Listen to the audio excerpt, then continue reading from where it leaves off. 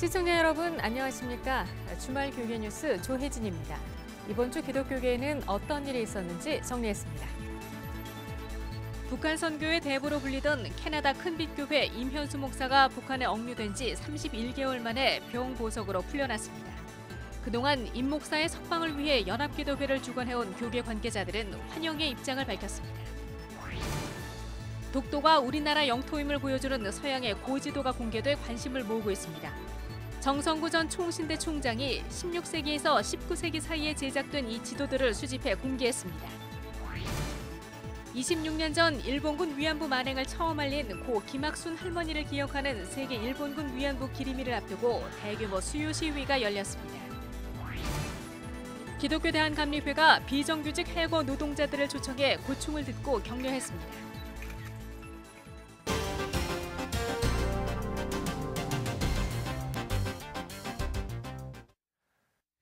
더불어민주당 김진표 의원 등 25명의 국회의원들이 지난 9일 종교인 과세를 2년 더 유예하는 내용의 소득세법 일부 개정안을 발의했습니다. 종교인 과세 즉각 시행을 원하는 국민 여론과 역행할 뿐만 아니라 내년 1월 종교인 과세 전면 시행을 앞두고 준비에 들어갔던 교회들도 혼란스러워하는 모양새입니다. 취재 기자 나와 있습니다. 송 기자. 네. 국회에서 종교인 과세 2년 유예안이 발의가 됐잖아요. 네. 어떤 이유에서일까요? 그렇습니다. 종교인 과세 2년 유예안 발의 소식에 국민 여론이 좋지 않습니다. 사실 2015년 말인데요. 종교인 과세를 포함한 소득세법 개정안이 통과된 이후에 종교계의 반발이 있었죠. 예. 그래서 종교인 과세가 2년 유예돼서 내년 1월 시행하기로 한 건데 또 유예안이 발의가 되면서 국민들이 납득을 하지 못하고 있는 겁니다. 예. 대표 발의자 김진표 더불어민주당 의원 등 국회의원 28명이 이제 발의를 했는데 종교인 과세 시기를 2년 더 유예하는 소득세법 개정안을 발의했습니다. 소득세법 개정안 발의 의원들은 내년 시행 예정인 종교인 과세를 2년 더 유예해서 과세 당국과 종교계 간에 충분한 협의를 거쳐 철저한 사전 준비를 마치고 충분히 홍보해서 처음 시행되는 종교인 과세법이 연착륙되도록 하려는 것이라고 개정안 제안 이유를 설명했습니다. 예. 종교인 과세 2년 유예 법안을 발의한 의원을 정당별로 살펴보면요. 더불어민주당 8명, 자유한국당 15명, 국민의당 4명, 바른정당 1명 순입니다. 의원들 종교를 살펴보면 개신교가 20명으로 가장 많고요. 불교 4명, 천주교 3명, 무교 1명 순이었습니다. 여론이 좋지 않자 민주당 의원 3명이 법안 발의 명단에서 빠지면서 애초 28명에서 국회의원 25명의 이름으로 발의된 상태입니다. 그렇군요. 그런데 아직도 준비가 덜 됐는가? 이런 네. 질문에 대해서는 쉽사리 동의하는 분들이 아마 많지는 않을 것 같아요. 네, 맞습니다. 종교인 과세 2년 유예안을 발의한 국회의원들의 면면을 살펴보면 그 힌트가 있는 것 같습니다. 그 종교인 과세 대표 발의자인 더불어민주당 김진표 의원을 비롯해 자유한국당 홍문종 의원, 국민의당 조배숙 의원, 바른정당 당대표인 이해운 의원 등은 국회에서도 손꼽히는 기독 정치인입니다. 예.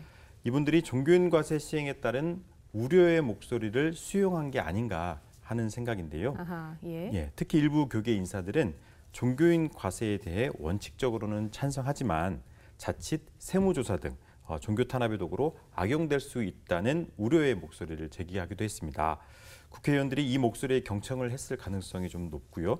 또 일각에서는 내년 지방선거를 앞두고 종교계의 지지를 받기 위한 국회의원들의 정치적 포석으로 바라보는 시각도 있습니다. 네, 이게 종교인 과세를 좀 유예해야 된다 이런 얘기가 나올 때마다 그 종교인 과세 해야 된다 주장했던 교회 재정 건강성 운동 이쪽에서는 부정적인 입장을 계속 내놨었고요. 또 주요 교단들은 세금 낼 준비를 착착 하고 있었단 말이죠. 네, 그렇습니다. 교단들의 반응이 궁금한데요. 종교인 과세 유예안이 발의됐다는 소식에 종교인 과세를 준비하던 교계 반응은 준비는 준비대로 하되 예. 아직 결정된 것이 아니기 때문에 정치권의 움직임에 예의주시하겠다는 분위기입니다. 예. 예장통합총회의 경우는 2년 전 종교인 과세 법안이 통과됐을 때부터 전국 교회를 순회하면서 세법 교육을 실시하고 있었는데요. 종교인 과세가 유예된다면 미비한 부분을 교육할 수 있는 시간을 벌 수 있을 것이라는 반응입니다. 예. 예를 들어서 종교인 소득을 근로소득으로 신청할 때 국민연금을 납부해야 되거든요. 그 교단의 교육자 연금과 중복 납부되지 않도록 하는 제도적 보완이 좀 필요할 것 같고요. 그리고 목회자 활동비가 사례비로 명확히 돼 있지 않는 부분 등에 대해서는 사실 교단 내에서도 좀 시간이 좀 필요했거든요. 예. 그리고 종교인 과세 시행을 앞두고 목회자들의 혼란을 줄이기 위해서 최근에 세금 전문가들로 태스크포스 팀을 구성한 기독교 대한감리회는 준비는 준비대로 하되 정치권의 움직임을 살펴보겠다는 반응입니다. 그렇군요. 예, 기장총회도 종교인 과세 유예가 그렇게 나쁘지만은 않다는 반응입니다. 기장총회는 근로소득세로 납부하는 것에 찬성을 하고 있는데 그럴 경우에 4대 보험 가입과 관련한 교단과 목회자의 준비가 미흡하기 때문에 시간이 더 필요하다는 입장입니다. 그리고 법안이 아직 발의 단계에 있기 때문에 아직 갈 길이 많이 남아 있습니다.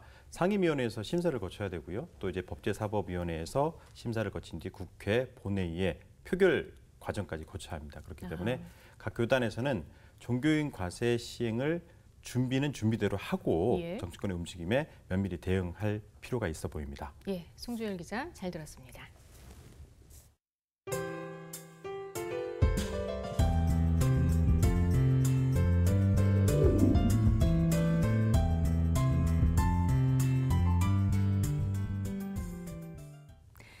만약 예수님과 단둘이 마주 앉아 저녁 식사를 하게 된다면 여러분들은 어떤 대화를 나누시겠습니까? 지난 2005년 출간돼 전 세계 그리스도인들에게 많은 사랑을 받은 책 예수와 함께한 저녁 식사가 연극으로 제작돼 무대에 올랐습니다. 이사라 리포터가 소개합니다. 일과 결혼 생활에 지친 한 남자가 낯선 이에게 저녁 초대를 받습니다. 장소와 시간만 적힌 기이한 초대장을 보낸 사람의 이름은 바로 나사렛 예수. 남자가 의구심을 안고 찾아간 식당에는 말끔한 정장을 입은 젊은 인물이 기다리고 있었습니다. 당신이 진짜 예수요? 아, 집에선 여호수아라 불렀죠. 여호수아요? 그럼 집은 나사렛입니다. 자신을 예수라고 주장하는 인물과 식사를 하게 된 남자는 예수의 존재부터 인생의 희로애락, 기독교의 진리에 관해 이야기를 나누며 삶의 의미를 돌아보게 됩니다. 현대 시대의 예수가 우리와 함께 살아가고 있다면 어떤 모습일까? 이런 것들이 좀 어떻게 보면 그 호기심 가득한 그런 좀 의문들이 그게 좀 묻어나는 그런 역할입니다. 연극은 지난 2005년 미국에서 출간된 데이비드 그레고리의 베스트셀러 예수와 함께한 저녁 식사를 원작으로 합니다. 지난 2011년 초연 당시 연일 매진을 기록하며 관객들의 성원을 받았던 공연으로 6년 만에 다시 무대에 올랐습니다. 이번 작품은 초연에서 예수 그리스도와 식사를 하는 남자 역을 맡았던 배우가 연출을 맡아 섬세한 극진행과 작품 해석에 풍성함을 더했습니다. 예수 그러면 되게 어렵고 힘들고 뭐 그냥 성경 같은 딱딱한 얘기 이런 거라고 생각하는 일반적인 사람들의 사고방식을 좀 깨고 싶었어요. 일상에 지친 그리스도인들에게 쉼과 위로를 전하는 연극 디너 포 유는 서울 대학로 예그린 시어터에서 만나볼 수 있습니다. CBS 뉴스 이사라입니다.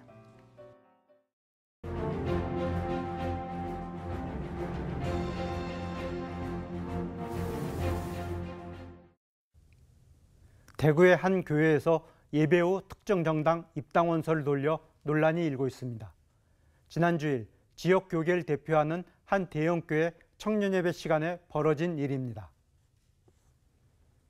이 같은 사실이 CBS 보도를 통해 알려지자 해당 교회에서는 담임 목사의 허락 없이 이뤄진 일이라고 즉각 해명했습니다.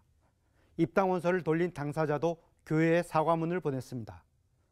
교회에 공식적 허락이 없는 가운데 이뤄진 돌출 행동이라니 그나마 다행입니다. 그런데 최근 비슷한 일이 여러 교회에서 벌어지고 있다는 제보가 이어지고 있습니다. 이번 경우처럼 예배 시간에 입당원서를 돌리지는 않았지만 교회 식당이나 사무실에서 입당원서를 돌린 경우가 몇몇 교회에서 있었다고 합니다. 심지어 어느 교회에서는 부목사에게 입당원서 작성을 강요했다는 소리도 들립니다. 이런 행동은 분명히 정교분리 원칙에 어긋나는 처사입니다. 물론 기독교인도 특정 정당에 가입하거나 지지할 수 있습니다. 그러나 그 행동이 교회 안에서 이 같은 방법으로 이루어져서는 절대로 안 됩니다. 우리는 과거 선거철만 되면 예배 시간에 특정 후보를 지지하는 설교나 광고로 곤욕을 치렀던 경험이 있습니다. 이런 언행이 신앙적으로도 바람직하지 않고 실정법을 위배하는 범죄란 인식이 확산되고 있어 다행입니다. 그러나 이번 사례처럼 정치인이 그 교회 교인이면 무조건 지지해줘야 한다는 식의 주장도 여전한 것 같습니다. 지난 대선을 앞두고 한국기독교언론포럼이 실시한 여론조사에서 기독교인은 기독교인 후보에게 투표하는 것이 좋다는 질문에 긍정 35%, 부정 64%가 나왔습니다. 또 기독교인 후보보다는 기독교인이 아니어도 기독교 가치가 드러나는 후보를 뽑겠다는 기독교인이 훨씬 많았습니다. 이는 우리 기독교인 유권자의 성숙한 의식을 보여주는 것입니다. 이제 정치권은 자신의 유익을 위해 교회를 이용하는 구태를 버려야 합니다. 교회도 정치에 이용당하는 어리석음을 경계해야 할 것입니다. CBS 논평이었습니다.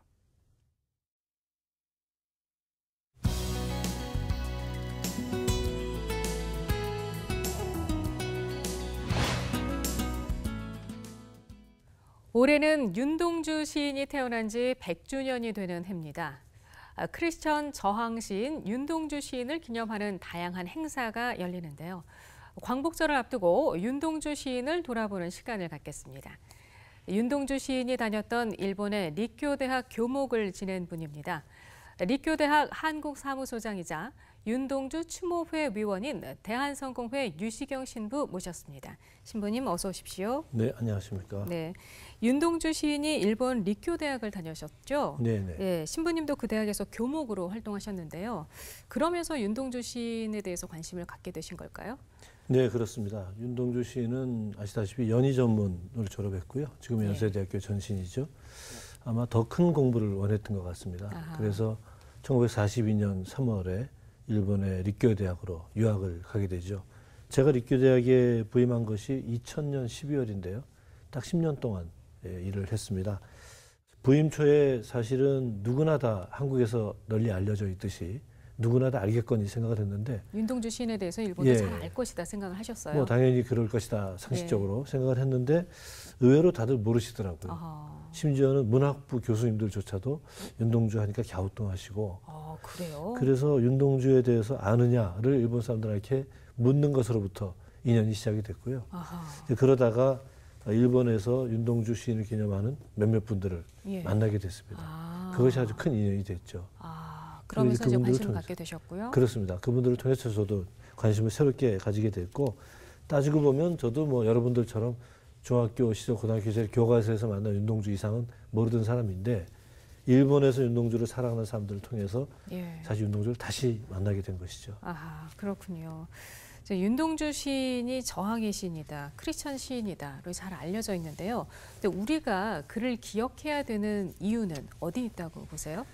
아마도 제 나이 또래 분들은 다 아마 서정 시인 윤동주를 더 기억하실 텐데 70년대 그리고 80년대에 그 윤동주를 연구하는 일본 분들이 중요한 역사 자료를 발굴을 했습니다. 식민지 시대에 조선 유학생들이 한국 독립을, 조선 독립을 꿈꾸던 그런 모임들, 움직임들에 대해서 조사하고 취조하고 수사했던 자료가 정식으로 발굴이 됐어요. 소위 조선 유학생 민족 그룹 사건이라는 사건의 기록이 취조 또는 형사들이 미행했던 그런 사건들, 그리고 교토 재판소에서 재판을 받았던 기록이 정식으로 발굴이 되면서 윤동주가 단순히 시만 쓴 것이 아니고 이 조선의 독립을 꿈꿨던 조선 유학생 사건의 중심 인물이었다는 것이 알려지고, 그래서 말 그대로 저항 시인으로 더 알려지게 된 것이죠. 근데 윤동주 시인의 모든 시가 참 주옥 같겠습니다만 신부님이 특별히 의미를 두는 시가 있다면 어떤 시일까요? 십자가라는 시입니다. 뭐 누구나 다 잘 아시는 시일 텐데 이 십자가라는 시를 통해서 나약하면서도 또 신앙의 힘으로 또 시대의 아픔을 넘어서고자 하는 시인의 마음이 잘 드러나 있는 것 같아서 제가 한번 읽어도 될까요? 십자가, 윤동주. 쫓아오던 햇빛인데 지금 교회당 꼭대기 십자가에 걸리었습니다. 첨탑이 저렇게도 높은데 어떻게 올라갈 수 있을까요? 종소리도 들려오지 않는데 휘파람이나 불며 서성거리다가 괴로웠던 사나이 행복한 예수 그리스도에게처럼 십자가가 허락된다면 모가지를 들이우고 꽃처럼 피어나는 피를 어두워가는 하늘 밑에 조용히 흘리겠습니다. 예. 이 시를 좋아하는 이유도 말씀을 해주시면 좋겠는데요. 네, 그 윤동주의 부모님은 윤동주가 의사가 되기를 바라셨다 그래요. 소위 그 당시에 출세의 길을 가기를 원했던 건데 윤동주는 장남이면서 부모님의 마음도 알면서도 이 문학을 얘기를 선택을 했습니다. 그 시를 계속 썼고 그 시 가운데 시대와 신앙을 고민했던 그런 청년이죠.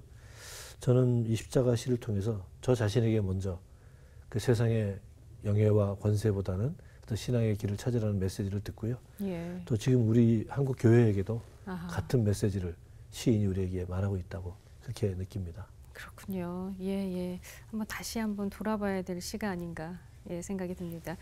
네, 이 밖에도 윤동주 시인 탄생 100주년을 맞아서 행사가 많이 계획이 되고 있죠. 우선 2월 달에는 2월 16일이 윤동주 시인의 기일입니다. 그래서 2월 16일을 전후로 해서 매년 일본에서는 윤동주가 거쳐갔던 지역, 동경, 교토, 후쿠오카 세 지역에서 추도 행사가 매년 열리고 있고요. 물론 한국에서도 연세대학교를 위시해서 많은 곳에서 추도 행사가 열렸고요. 예. 올해 8월 달에도 이미 행사가 한두 가지 있었고요. 예. 제가 직접 관여하고 있는 행사로는 이제 오는 9월 9일 예. 동경 한국학교에서 역사 특강으로 제가 강의를 초청을 받았고요. 아하. 또 11월 23일, 24일 이틀에 걸쳐서 한 가지는 립교대학교에서 윤동주 콘서트가 예정이 되어 있고요. 예. 그 콘서트를 마치면서 립교대학교의 총장님, 또 연세대학교 총장님, 가능하면 동지사대학교 총장님도 초대해서 네. 윤동주 졸업장, 명예졸업장 추진 서명식을 시작을 할 예정이고요. 아하. 가까운 날짜에 있을 국내 행사 중에는 당장 8월 30일 금천구청 아트홀에서 예. 윤동주의 시를 가사로 노래극을 발표할 예정입니다. 많은 분들이 가셔서 윤동주의 시를 한번 감상하시면 좋겠습니다. 그러네요. 네. 하나님과 민족을 사랑했던 윤동주 시인 기억하는 행사가 참 많이 풍성하게 열립니다. 참여해 보시면 좋을 것 같습니다. 유수경 신부님 오늘 말씀 감사합니다. 네, 고맙습니다. 이상으로 CBS 주말 교계 뉴스를 마치겠습니다. 시청해 주신 여러분 고맙습니다.